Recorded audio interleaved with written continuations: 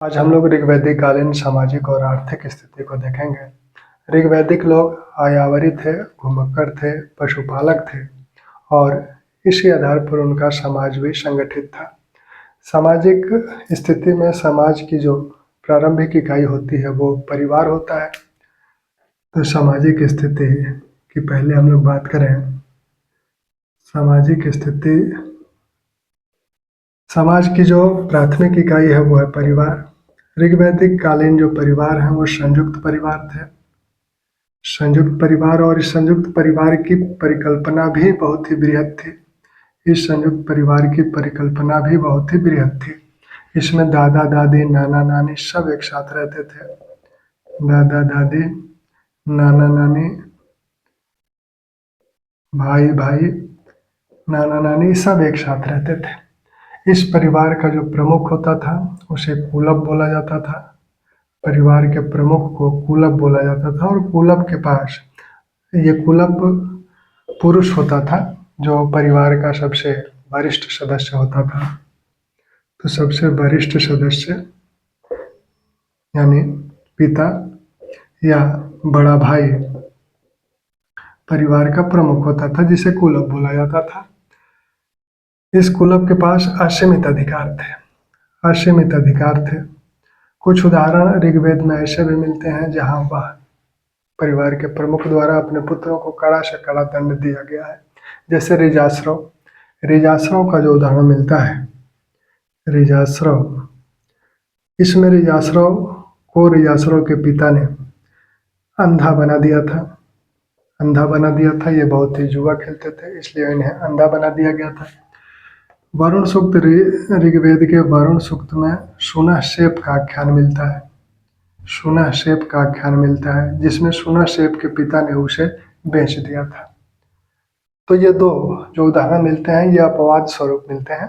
अन्यथा कुलप का परिवार के अन्य सदस्यों के साथ संबंध बहुत ही मधुर रहता था। तो ये दो उदाहरण ये बताते हैं कि कुलप यानी परिवार का जो प्रमुख था उसके पास असीमित अधिकार थे। वो परिवार के सदस्यों को कोई भी दंड दे सकता था। लेकिन ये अपवाद है। अन्यथा कुलप का परिवार के अन्य सदस्यों के साथ संबंध मधुर होता था। माता पिता, भाई बहन आदि के लिए अलग अलग शब्दों का प्रयोग होता था और अन्य लोगों के लिए दादा दादी, नाना नानी, भतीजा भतीजी, इन सब के लिए नप्रत शब्द का प्रयोग होता था। भाई, पुत्र, पुत्री, इनके लिए माता पिता, इनके लिए अलग अलग शब्दों का प्रयोग होता था। इनके अलावा परिवार के जो अन्य सदस्य थे जैसे दादा दादी, नाना नानी, भतीजा भतीजी, इनके लिए एक ही शब्द का प्रयोग होता था, नप्रत। ठीक। अब इस परिवार के बाद देखा जाए तो ऋग्वेद में वर्ण शब्द का उल्लेख हुआ है।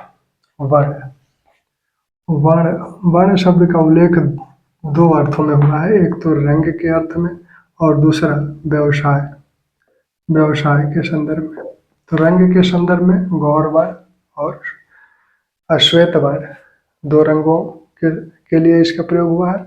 और व्यवसाय के संदर्भ में भिन्न भिन्न व्यवसाय के करने वाले लोगों के अनुसार समाज में वर्गीकरण किया गया था। प्रारंभ में 3 वर्ण थे, ब्राह्मण,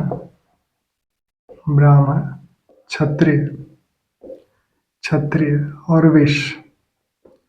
जो यजन याजन, पठन पाठन आदि का कार्य करता था, यज्ञ करता था, यज्ञ कराता था, उसको ब्राह्मण बोला जाता था।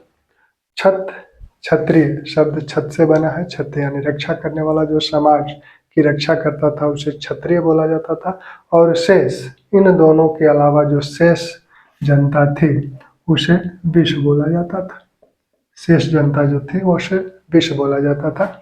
ऋग्वेद के 10वें मंडल के पुरुष सूक्त में सबसे पहली बार शूद्र का उल्लेख हुआ है। शूद्र वर्ण का उल्लेख सबसे पहले 10वें मंडल के पुरुष सूक्त में हुआ है। वहां बताया गया है कि विराट पुरुष के अंगों से इन 4 वर्णों की उत्पत्ति हुई। मुख भाग से ब्राह्मण की, भुजाओं से क्षत्रिय की और उदर भाग से वैश्य की तथा पैर के भाग से शूद्र वर्ण की उत्पत्ति हुई। ये चारों जो वर्ण हैं ये व्यवसाय के आधार पर हैं। और नौवें मंडल में एक कवि कहता है कि मैं कवि हूँ, मेरा पिता वैद्य यानी भिषक है, और जो मेरी माता है वो अनाज पीसने वाली है, उपल प्रक्षिणी है। तो नौवें मंडल में एक कवि कहता है कि मैं कवि हूँ, मेरे पिता वैद्य हैं, वैद्य यानी भिषक हैं, और मेरी माता अनाज पीसने वाली है, अनाज पीसने वाली है यानी उपल प्रक्षिणी है। तो यहाँ तीनों वर्णों से संबंधित लोग इसमें देखने को मिलते हैं। वह स्वयं कवि है यानी ब्राह्मण वर्ण का है, वैद्य है यानी विश्व वर्ण का है, और माता जो है उपल प्रक्षिणी है, उसे भी विश्व वर्ण में ही शामिल किया जा सकता है या शूद्र वर्ण में शामिल किया जा सकता है। तो एक परिवार में जो सदस्य थे वो चारों वर्णों के हो सकते थे। उसमें से कोई सदस्य ब्राह्मण वर्ण का माना जा सकता है क्योंकि वो ब्राह्मण से संबंधित कार्यों को करता होगा तो उसे ब्राह्मण कहा जाएगा। जो क्षत्रिय से संबंधित कार्यों को करेगा उसे क्षत्रिय बोला जाएगा। जो वैश्य से संबंधित कार्यों को करेगा उसे वैश्य बोला जाएगा, और जो शूद्र से संबंधित कार्यों को करेगा उसे शूद्र बोला जाएगा। तो परिवार, एक ही परिवार में इन चारों वर्णों के लोग रह सकते थे। ब्राह्मण का प्रमुख कार्य है पठन पाठन यजन याजन, दान देना और दान लेना। यहाँ क्षत्रिय का जो प्रमुख कार्य है वो है छत्र यानी रक्षा करना, समाज की रक्षा करना। विश्व का जो कार्य है यह उत्पादन संबंधी कार्य है।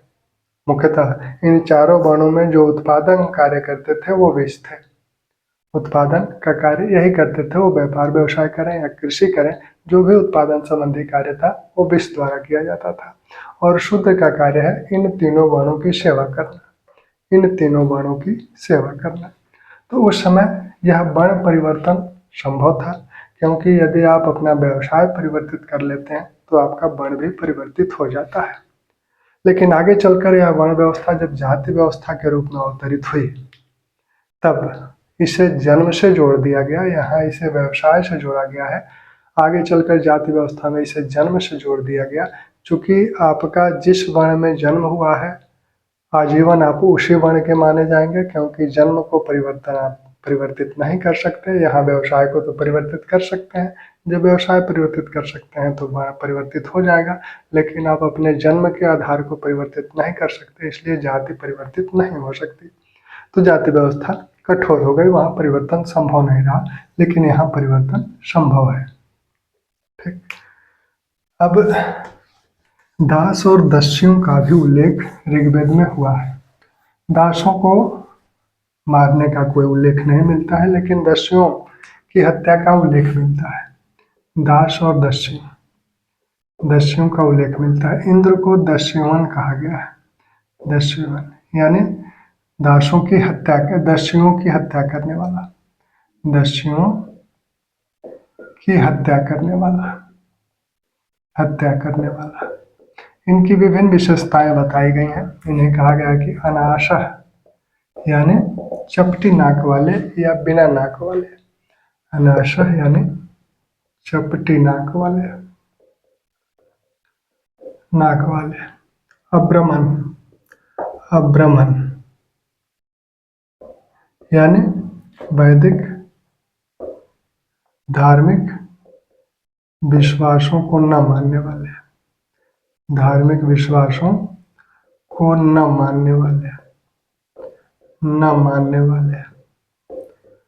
अदेव यानी वैदिक देवताओं को न मानने वाले, अदेव न वैदिक देवताओं को न मानने वाले। ऐसे ही यमन वैदिक यज्ञों को न करने वाले, को न करने वाले, न करने वाले। मृदवाकः, मृदवाकः अप्रिय भाषा, अपरिचित भाषा बोलने वाले, अपरिचित भाषा बोलने वाले, भाषा बोलने वाले। तो दास दासियों की ये विशेषताएं ऋग्वेद में बताई गई है कि वो अनाशा कहा गया, उन्हें अब्रह्मण कहा गया है, अदेवः कहा गया है, अयवन कहा गया है, मृदवाका कहा गया है। ठीक, तो ये दास दासियों की विशेषताएं हैं। दास के साथ, दासों के साथ दासियों का भी उल्लेख है, दासियों का ज्यादा उल्लेख है। दास दासियां उपहार में भी दिए जाते थे, और लेकिन इन दासों को उत्पादन कार्य में नहीं लगाया जाता था, उत्पादन कार्य में नहीं लगाया जाता था, नहीं लगाया जाता था, उत्पादन कार्य में इन्हें नहीं लगाया जाता था, इन्हें घरेलू कार्य में ही लगाया जाता था, घरेलू कार्य में ही लगाया जाता था। ठीक, अब नारी की स्थिति की बात, महिलाओं की स्थिति, महिलाओं के संदर्भ में पत्नी को इसमें जायद अस्तम कहा गया है, जायद अस्तम, यानी पत्नी ही गृह है, पत्नी ही गृह है, घर है, पत्नी ही गृह है, जायद अस्तम बोला गया है। हालांकि ऋग्वेद में पुत्र प्राप्ति की या पुत्र के जन्म की आकांक्षा की गई है, पुत्री के जन्म की आकांक्षा संबंधी कोई उल्लेख नहीं मिलता है, लेकिन पुत्रियों को भी पुत्रों के समान ही अधिकार थे। महिलाओं को दो अधिकार नहीं थे, एक तो राजनीति में भाग लेने का, राजनीति में, दूसरे संपत्ति संबंधी अधिकार, ये अधिकार नहीं थे। इन दोनों को छोड़कर अन्य सभी अधिकार महिलाओं के पुरुषों के समान ही थे, अन्य सभी अधिकार पुरुषों के समान ही थे। वो भी सभा और समितियों में भाग लेती थी। पर्दा प्रथा का कोई उल्लेख ऋग्वेद में नहीं मिलता है। विवाह, विवाह के संदर्भ में कहा गया है कि विवाह जो होता था वो वयस्क होने पर होता था, 16 और 17 वर्ष की उम्र में विवाह होता था। कन्या जो है वह स्वयं वर चुन सकती थी, स्वयं वर का चुनाव कर सकती थी, यानी स्वयंवर प्रथा प्रचलित थी, वह स्वयंवर का चुनाव कर सकती थी, स्वयंवर प्रथा प्रचलित थी। एक मेले में ये स्वयंवर का कार्यक्रम आयोजित किया जाता था। पुनर्विवाह, अंतरजातीय विवाह, अंतरजातीय विवाह होता था, विधवा पुनर्विवाह होता था, विधवा पुनर्विवाह होता था, नियोग प्रथा प्रचलित थी, नियोग प्रथा प्रचलित थी। ठीक, अंतरजातीय विवाह होता था। आर्य वर्ग का दास वर्ग से विवाह नहीं होता था, आर्यों का दासों के साथ विवाह नहीं होता था। इनको छोड़कर जो 4 वर्ण हैं, इन वर्णों में आपस में विवाह होता था। विधवा पुनर्विवाह होता था, विधवा हो जाने पर उसका दूसरा विवाह संभव था, वो विवाह किया जाता था। बाल विवाह नहीं होता था, क्योंकि 16-17 वर्ष की आयु में विवाह होता था, तो बाल विवाह नहीं होता था। नियोग प्रथा, क्योंकि विवाह का प्रमुख लक्ष्य था पुत्र की प्राप्ति। यदि किसी महिला को पुत्र की प्राप्ति नहीं हो रही है, उसके अपने पति से या उसके पति के निधन के पश्चात, तो ये उम्मीद की जाती थी कि वह अपने देवर के साथ संबंध बनाए और पुत्र प्राप्ति करे।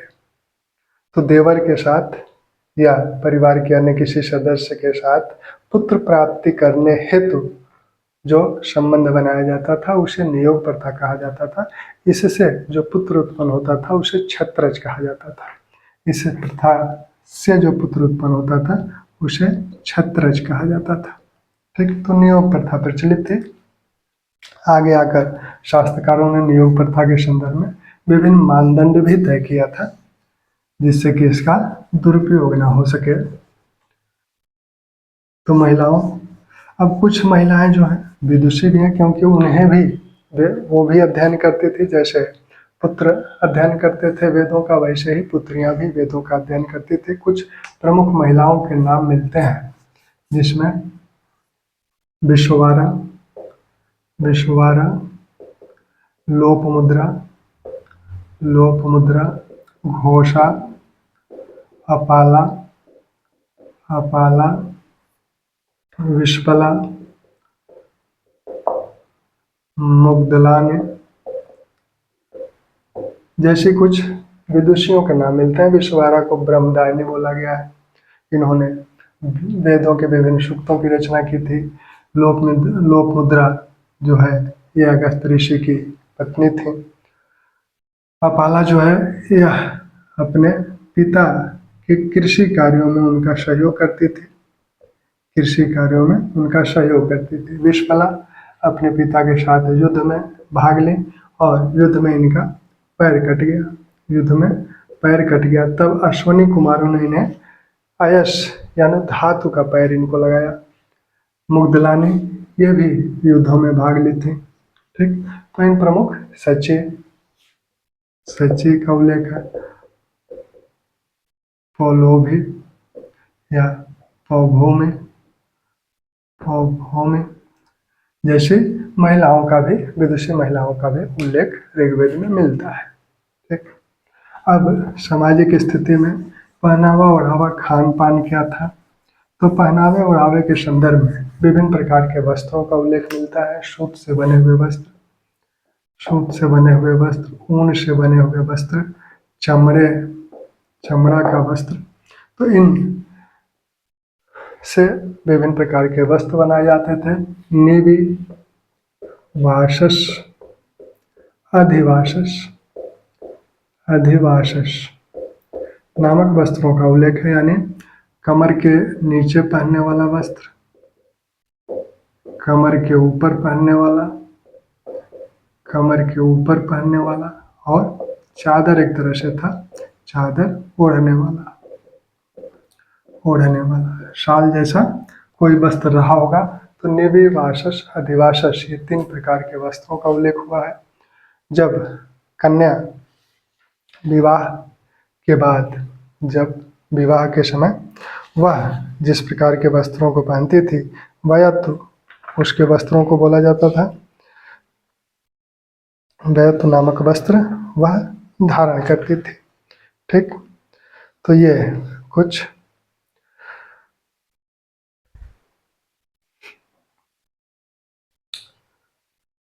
अब जो खान पान है, खान पान, अच्छा एक चीज और, विवाह के समय वहतु शब्द का उल्लेख हुआ है। वहतु यानी कन्या का जब विवाह होता था तो उसे विवाह के समय जो उपहार उसके माता पिता द्वारा दिया जाता था उसे वहतु बोला जाता था। आज इसका अपभ्रंश हो गया है दहेज। ठीक, वहतु यानी कन्या को विवाह के समय जो उपहार मिलता था उसे वहतु बोला जाता था। खान पान में ये लोग दोनों प्रकार का भोजन करते थे, शाकाहारी भी थे और मांसाहारी भी। शाकाहारी भी हैं और मांसाहारी भी हैं। भोजन में नमक के प्रयोग का साक्ष्य नहीं है। भोजन को मीठा करने के लिए ये लोग मधु का प्रयोग करते थे, यानी शहद का प्रयोग करते थे। क्षीर पौकादन यानी दूध से बनी हुई खीर, क्षीर पौकादन दूध से बनी हुई खीर। अपूमम घृतवतम, अपूपम घृतवतम, घृतवतम यानी घी में बना हुआ मालपुआ। और करम्ब जौ की सत्तू, जौ की सत्तू को दही में मिलाकर करम्ब नामक खाद्य पदार्थ इन लोगों द्वारा बनाया जाता था। ठीक, वस्त्रों में ये जो सूत है, कपास का उल्लेख यहाँ नहीं मिलता है। ऋग्वेद में कपास का उल्लेख नहीं है। सिंधु काल में कपास का उल्लेख मिलता है, लेकिन वैदिक काल में कपास का उल्लेख नहीं मिलता है। तो ये सूत जो है छौम यानी पौधों के रेशों से जो वस्त्र बनाया जाता था उसे छौम बोला जाता था। ठीक, तो पौधों के रेशों से कुछ वस्त्र बनाए जाते थे। अब मनोरंजन के साधन क्या थे, तो मनोरंजन के प्रमुख साधन विभिन्न प्रकार के वाद्य यंत्र हैं। पाशा ये लोग खेलते थे, और पाशा के साथ साथ ये लोग जुआ खेलते थे। तो पाशा और जुआ यानी अच और धुत, अच यानी पाशा और धुत यानी जुआ, ये खेलते थे साथ में। अच्छा, खान पान में एक सोम रस का पान भी होता था, यह देवताओं का पेय था। और इसके साथ जो है मदिरा जैसी एक चीज भी इस सोमरस के साथ थी, जिसके पान की निंदा भी की गई है कि इसके पान करने से व्यक्ति दुर्मर्द हो जाता था। ठीक, लेकिन यह जो सोमरस था ये देवपान माना जाता था। अच्छपाशा, दो तो जुआ खेलते थे। रथ दौड़, घुड़दौड़, घुड़दौड़ ये भी इनके मनोरंजन के साधन थे। विभिन्न वाद्य यंत्रों में जो विभिन्न प्रकार के वाद्य यंत्र थे उसमें करकरी, बांसुरी, दुदुम्भी, करकरी, बांसुरी, दुदुम्भी, दुदुम्भी, दुदुम्भी नामक वाद्य यंत्रों का भी इन लोगों द्वारा प्रयोग किया जाता था। तो करकरी, बांसुरी और एक वाद्य यंत्र और वीणा, इन वाद्य यंत्रों का प्रयोग के साक्ष्य मिलते हैं। नृत्य भी लोग करते थे, गायन भी होता था, क्योंकि उषा को नृत्यांगना माना गया है। और जो मरुत थे उन्हें गायक कहा गया है, जो मरुत देवता थे उन्हें गायक कहा गया है। तो नृत्य और गान भी होता रहा होगा। तो ये इनके मनोरंजन के प्रमुख साधन थे। अब हम लोग ऋग्वैदिक कालीन आर्थिक व्यवस्था को देखें। तो ऋग्वैदिक कालीन जो आर्थिक व्यवस्था है, ऋग्वैदिक कालीन आर्थिक व्यवस्था को हम लोग बाद में देखेंगे, क्योंकि वीडियो लंबा हो जा रहा है।